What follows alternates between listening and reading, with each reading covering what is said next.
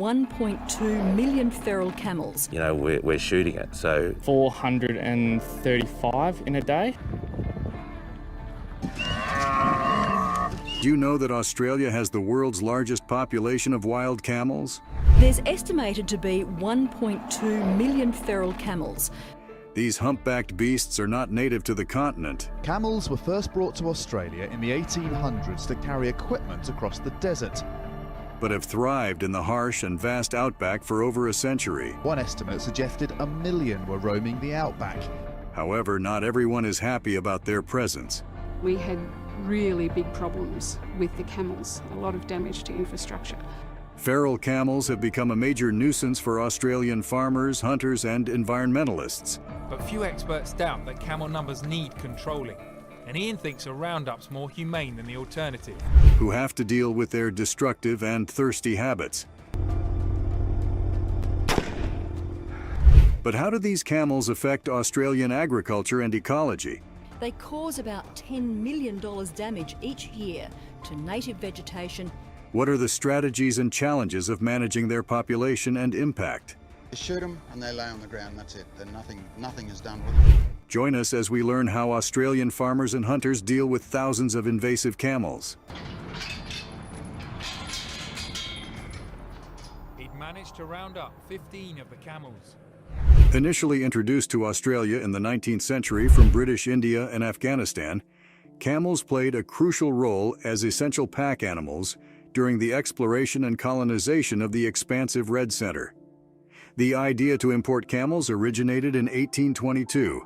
Camels were introduced to Australia in the 1840s to help the early explorers open up the vast interior. When Conrad Malte Brun, a Danish-French geographer, first proposed the concept. The Phillips brothers of Adelaide acted on this idea, ordering the first camel from the Canary Islands in 1840. By the mid-1890s, over 4,500 camels were in use for traversing the goldfields of Central Australia and Western Australia. 2 weeks ago there was no water in the community because the camels have worked out they can push over the fire hydrants and get water. However, the arrival of motorized transport in the early 20th century spelled a shift in fortune for these camels. Released into the wild, they adapted and thrived, leading to a burgeoning feral population. The consequences were profound, causing significant ecological, agricultural, and social challenges.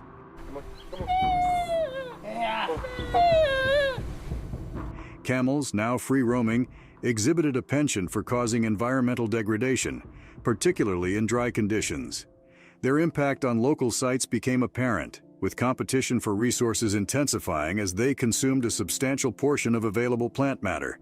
Camels possess the unique ability to digest plants that are unpalatable to other mammals, giving them a competitive edge in the Australian landscape. Their presence also compromised water sources, making them unsafe for consumption by other animals. Australia has seen camels as a problem, culling them for nearly a century. Recognizing the severity of the issue, an AU $19 million culling program was initiated in 2009 with the aim of addressing the burgeoning feral camel population. By 2013, around 160,000 camels had been culled, resulting in a significant reduction in the feral population to approximately 300,000. Later on, we'll delve into this program in more detail, but it played a vital role in slowing down the rapid growth, which was expected to double every 8 to 10 years. It's a big animal, they drink so much water, and if they drink a trough dry. The epicenter of the camel problem is situated in the desert regions near the borders of Western Australia, the Northern Territory, and South Australia. Feral camels have expanded their territory, inhabiting areas across Western Australia, South Australia, Queensland, and the Northern Territory. These regions include the expansive Great Sandy, Gibson, Great Victoria, Simpson Deserts, and semi-desert lands. So the idea is they're going to come up here, we're going to stay quiet while they go past. There is also a quite noticeable impact of camels on agriculture in Australia. Their voracious consumption of water, reaching up to 200 liters in a matter of minutes, poses a severe threat to livestock-intended water supplies. Beyond the immediate threat to water sources, camels wreak havoc on infrastructure, damaging fences, farm equipment, and settlements. The estimated annual cost of damage caused by camels hovers around $10 million, underscoring the urgency of implementing effective strategies to mitigate the impact on agriculture. Enough to raise an alarm. Shooting it, and yet it produces meat, it produces milk. In native ecosystems, feral camels contribute to erosion by destabilizing dune crests, impacting the delicate balance of these environments. Moreover, they disrupt fragile salt lake ecosystems and foul waterholes, which are crucial sites for Aboriginal communities and native plants. Their competition with endemic animals such as kangaroos and marsupials exacerbates the strain on available resources. So, with all these dangers to your crops, what are you as farmers supposed to do to counter this? There's starving, perishing camels in my whole life. Well, farmers in Australia have adopted a range of ingenious strategies to safeguard their land and crops from the invasive camel population, recognizing the need for proactive measures in addressing the ecological and economic challenges posed by these feral creatures. Generally expresses that, but you... Fencing stands out as the basic method for controlling the movement of feral camels in Australia. These fences are designed to be conspicuous and memorable, taking into account the observant nature and good memory of camels. Construction of new fences is strategically timed before the breeding season, usually commencing as early as April in Central Australia. During this period, camels are more likely to pause, providing an opportunity to build and secure the fences effectively.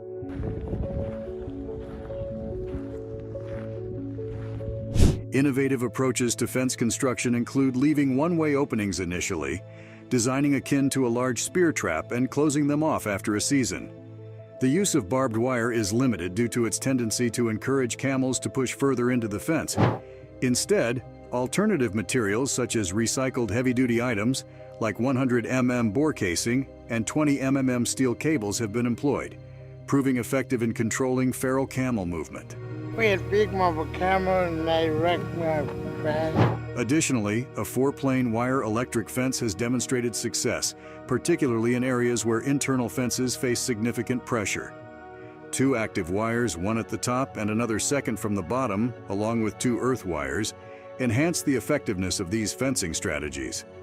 These measures have proven crucial in controlling camel movement and minimizing environmental and infrastructural damage. While specific mention of guard animals against camels in Australia is scarce, globally, guard dogs, llamas, alpacas, and donkeys are also utilized to protect livestock from predators. These animals reside permanently with the livestock, offering a protective shield against perceived threats. Although the use of guard animals against camels in Australia may not be explicitly stated, the principle aligns with the broader global strategy of employing protective animals to deter invasive species. They don't taste any different to beef. You've eaten it, haven't you? I have, yeah. Farmers are also exploring innovative deterrents like motion-activated devices, adding a technological dimension to their defense against camels. These devices, functioning similarly to water sprinklers, deliver sudden bursts of harmless liquids when their sensors are triggered. Others leverage the natural sounds of predators and distress or alarm calls of certain species to scare away wild animals.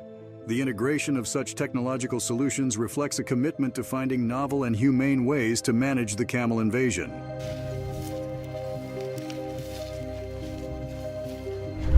As part of the National Feral Camel Action Plan, on-site demonstrations showcase the practical application of these strategies. Ground shooting, conducted from all-terrain vehicles, is tailored to accessible, relatively flat areas with low numbers of problematic camels.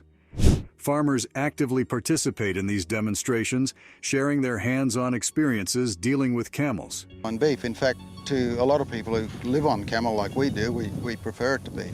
Michelle Phillips, owner of Camel Milk NSW, exemplifies a farmer who transformed a challenge into an opportunity.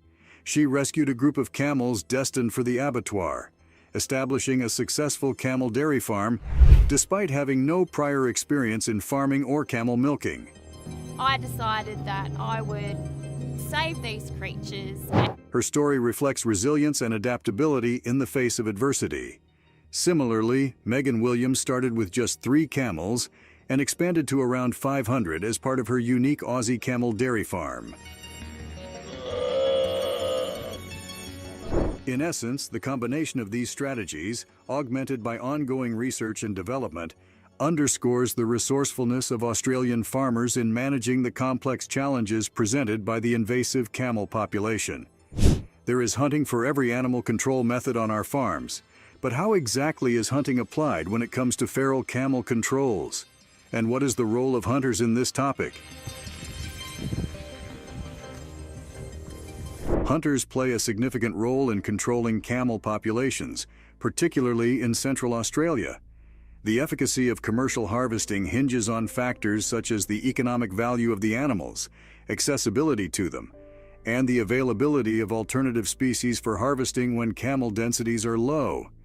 A survey revealed that most hunters are willing to collaborate with landholders to control pest species that threaten native fauna by competing for habitat. This collaboration between hunters and landholders becomes crucial in maintaining ecological balance and mitigating the impact of camels on the environment. One of the methods applied by farmers is regulated culling. Regulated culling stands out as a cornerstone strategy in managing camel populations. In 2008, the Australian government launched the National Feral Camel Action Plan, allocating a budget of $19 million to address the issue. Since its inception in 2009, the program has successfully culled approximately 160,000 camels from Central Australia, employing both ground-based and aerial culling techniques. The primary objective of the program was to reduce camel densities to approximately 1 camel per 10 square kilometers across 18 key biodiversity sites.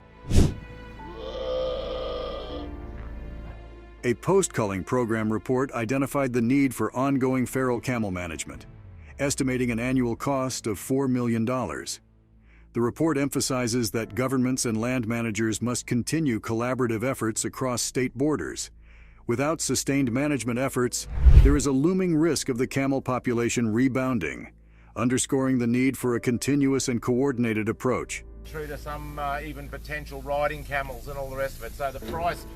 These combined strategies of hunters and regulated culling, complemented by ongoing research and development, form a comprehensive approach to help Australian farmers effectively manage the challenges posed by the invasive camel population. The synergy between these strategies reflects a commitment to finding sustainable solutions that balance ecological preservation with the practicalities of agricultural and economic interests in the unique landscapes of the Australian outback. So it's just when you think you're trucking along really well. Controlled culling, the deliberate killing of a species for population control, is a complex practice entangled in legal, ethical, and practical intricacies. Controlled culling operates within a framework of laws and policies at international, national, and local levels. Variations exist based on species, location, purpose, and method. Some species may be protected, while others are deemed invasive. Specific rules, permits, and justifications may be required, with wildlife management authorities ensuring enforcement and compliance. Transparency and accountability are essential aspects guiding decisions and actions. When it's thirsty, we'll be able to drink 100 litres, 200 litres. Controlled culling also poses ethical dilemmas, prompting reflection on the welfare of animals, humans, and the environment. Ethical hunters and conservationists may diverge on wildlife value, culling justification, and criteria for humaneness and sustainability. Arguments supporting culling emphasize the reduction of suffering, prevention of damage, protection of public health, and preservation of ecological balance. Conversely, counter-arguments highlight the importance of respecting animal autonomy, questioning human interference, and advocating for non-lethal alternatives. 375 would be good in a case like that. Various methods can be used in controlled culling, including shooting, trapping, poisoning, or gassing.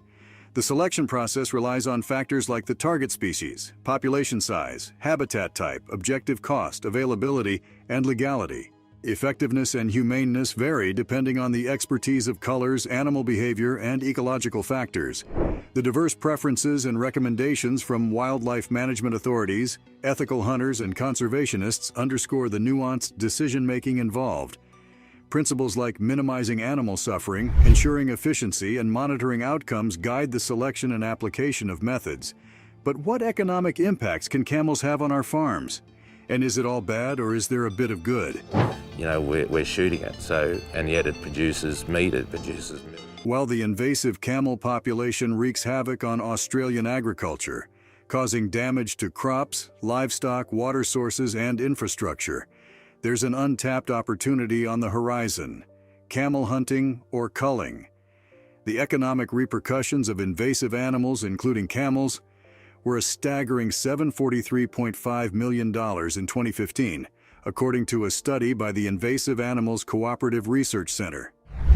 However, this figure likely underestimates the true cost, overlooking the environmental and social impacts of the camel invasion.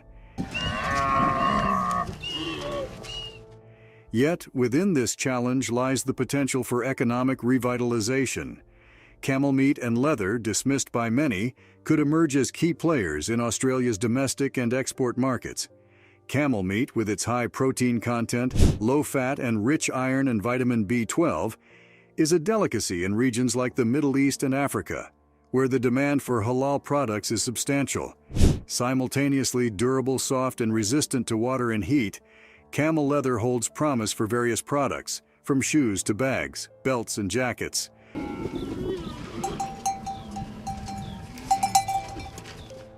However, hurdles must be surmounted before Australia can reap these economic benefits. The lack of infrastructure, regulation, and consumer awareness poses significant obstacles. Currently, only a handful of abattoirs process camel meat, mostly in remote areas, complicating transportation and distribution. Quality and supply consistency are also stumbling blocks, as feral camels are not bred or managed for commercial purposes. Moreover, a low domestic demand exists for camel products due to Australians' unfamiliarity or reluctance to consume them. Realizing the economic potential of camel hunting or culling requires a comprehensive approach. Investing in infrastructure, establishing regulations, and promoting the camel meat and leather industry is crucial. This necessitates collaboration among various stakeholders, including the government, pastoralists, indigenous communities, animal welfare groups, and consumers. Research and development efforts are essential to enhance the quality and sustainability of camel products, exploring uses beyond meat and leather, such as milk, cheese, oil, and bones. They are full of character, camels. By transforming the camel problem into an economic opportunity, Australia has the potential to create a new source of income and employment for rural and remote regions. The journey toward harnessing these benefits is a collective effort, requiring the alignment of diverse interests and a shared vision for sustainable economic growth. As Australians become more acquainted with the potential of camel products, a unique industry might just emerge from the heart of the outback, contributing not only to economic prosperity, but also to the effective management of the invasive camel population. Beyond the economic toll, camels inflict severe environmental damage on Australia's arid and semi-arid ecosystems, sparking concerns about soil degradation, competition with native species, and biodiversity loss. With their heavy footsteps, camels disrupt the delicate balance of the land. They destabilize dune crests, trample vegetation, and compact the soil, contributing to soil erosion. Their prolific excretion, laden with urine and feces, exacerbates the issue, increasing soil salinity and jeopardizing plant growth and water quality. There is also competition with native species. Emaciated, starving, perishing camels in my whole life. The competition for resources between camels and native animals is intense. Camels voraciously consume available plant matter, challenging the survival of kangaroos and marsupials. Moreover, their indiscriminate use of water sources renders them unsafe for other animals, disrupting the delicate equilibrium of the ecosystem. Camels also pose a significant threat to native plants and animals, particularly those rare, endangered, or unique to Australia. They damage and destroy crucial habitats, such as salt lake ecosystems and waterholes, with far-reaching consequences for biodiversity and cultural values. The spread of camelpox and tuberculosis further jeopardizes native wildlife and livestock. Among all these problems, controlled hunting emerges as a strategic response to mitigate the environmental impact of camels. Hunting can usher in several positive changes by curbing their population density and distribution. Hunting reduces the pressure of camels on the soil, allowing vegetation to rebound and preventing further erosion and salinization. Less camel waste contributes to improved soil fertility and water quality. By reducing the demand for camels on limited food and water resources, hunting eases competition with native animals. Smaller animals like lizards and birds face less predation, fostering increased survival and reproduction. Hunting also safeguards vulnerable habitats and species, preventing the deterioration caused by camel invasion. Additionally, it acts as a preventive measure against the spread of weeds and diseases, promoting the health and diversity of native wildlife and livestock. Now that we've looked at the problem and potential solutions, what exactly does the future hold? Ask you first off, what's your favorite animal? What do you want to work with? And then they put you in something else. In the quest to address the challenges posed by invasive camel populations in Australia, ongoing research and innovation are at the forefront, exploring diverse methods and technological advancements in wildlife management. One of these innovations is chemical, biological, and fertility control. Research ventures into experimental methods aiming to curb the reproductive rate of camels. Hormonal implants, immunocontraception, and sterilization are under consideration, although these approaches are still grappling with logistical challenges, high costs, and potential ethical and welfare concerns. We are switching to the second phase in which we are doing the embryo transplant. Another mention is the Camel Resources Management Strategy. The Intergovernmental Authority on Development, IGAD, is leading a regional initiative to encourage the sustainable use and conservation of camel resources in Africa. The strategy covers various aspects like herding, breeding, health, product value chains, advocacy, research, and policy. This approach underscores a comprehensive way to manage camels. نقوم بمراقبة المزرعة صحياً بيطرياً مراقبتها بشكل يومي. There is also the use of drones for biodiversity monitoring. Unmanned aerial vehicles, UAVs, with thermal cameras or sensors represent a technological leap in wildlife monitoring.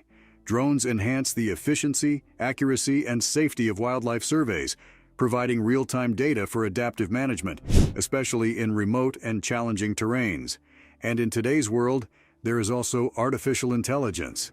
This is the era of artificial intelligence with wildlife insights, a cloud-based platform leveraging AI to process and analyze camera trap images of wildlife. This innovative tool facilitates data sharing among researchers and conservationists, offering insights into the status and trends of wildlife populations. The Aboriginal communities say that this is too much pressure for them. Cutting-edge devices utilizing sound, light, or water also act as deterrents to dissuade unwanted animals from encroaching on crops, livestock, or property. Triggered by motion sensors, timers, or remote controls, these devices minimize human-wildlife conflicts and reduce crop losses. Collaboration stands as another linchpin for managing not only invasive camel populations, but wildlife at large in Australia. Farmers, hunters, conservationists, and government agencies must join forces, pooling their knowledge, expertise, and resources to navigate the intricate challenges that reverberate through society and the environment. The benefits of such collaboration are manifold. Through sharing knowledge and best practices, it may seem harsh for these camels to be rounded up because they're pretty. Stakeholders can unravel the intricacies of wildlife ecology and behavior. Integrated and adaptive plans and policies, crafted collectively, can cater to the diverse needs and interests of stakeholders. This collaborative approach fosters communication, trust, and mutual understanding among disparate groups, reducing conflicts, costs, and risks associated with wildlife damage and control. 435 in a day. In unison, these efforts enhance the effectiveness, efficiency, and humane aspects of wildlife management. However, the path to collaboration is not without difficulties. Differing values, goals, and expectations among individuals and groups pose challenges. coordination gaps across different levels and sectors of governance, coupled with insufficient resources for monitoring and management, add layers of complexity. Limited public awareness and support, and the uncertainty of ecological, social, and economic impacts of wildlife and climate change further complicate the collaborative landscape. To overcome these challenges and establish a sustainable balance between economic interests and environmental conservation, collaboration needs to be based on a shared vision and objectives that reflect the values of all stakeholders. And numerous countries that want camel meat. A robust legal, institutional, and financial framework should underpin collaboration, spanning boundaries and scales. Informed by sound science and data, collaboration must engage the public and media to raise awareness, educate, and communicate the nuanced benefits and challenges of wildlife management. Regular evaluation and monitoring are imperative, providing insights into the outcomes and impacts of collaboration, facilitating continuous learning, and driving improvements in the pursuit of a harmonious coexistence between humans and wildlife. Share your thoughts below and subscribe to the channel for more information.